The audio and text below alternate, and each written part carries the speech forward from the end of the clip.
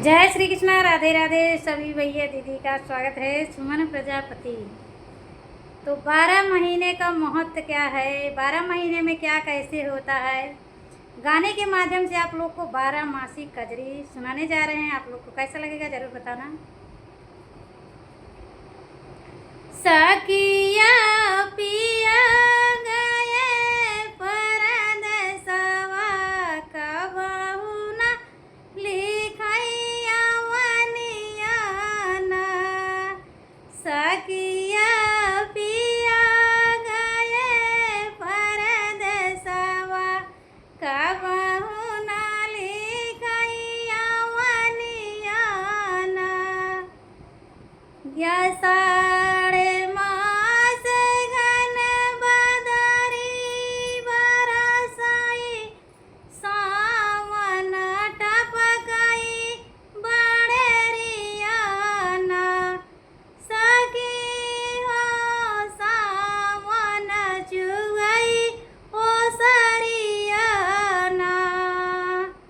भादौ मास बिजुरिया कड़कई, मोहे डरी लगई आंगनवा में। भादौ मास बिजुरिया कड़कई, मोहे डरी लगई आंगनवा में। सखिया पिया गए हैं परदेसवा, कबहू न लिखैया वनियाना। कुंवर मास बरखा भई, थोरी कार्तिक दीपक लेसनवाना। सखी हो कार्तिक दिया लेसनवाना। ए गहन मास पिया पतली काई, सब सखी चली है गवनवाना।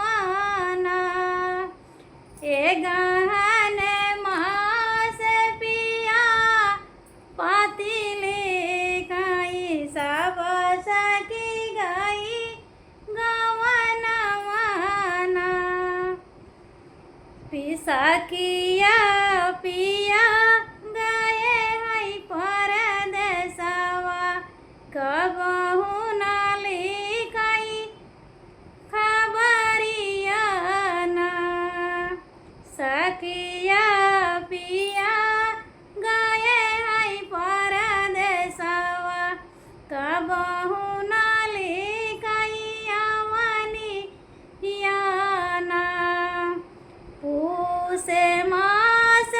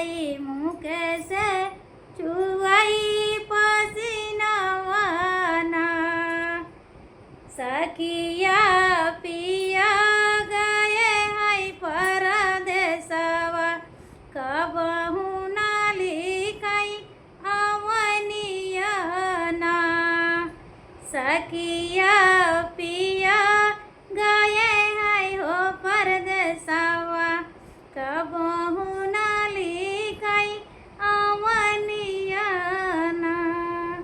तो आप लोग को ये 12 मासी गीत कैसा लगा ज़रूर बताना। जैसा भी लगा वो हर मास का अपना अपना महत्व होता है। मैंने अपने गीत में सब कुछ आप लोग को ध्यान से फुलवास किए होंगे तो आप लोग को गीत अच्छा लगा होगा। जय श्री कृष्णा, राधे राधे।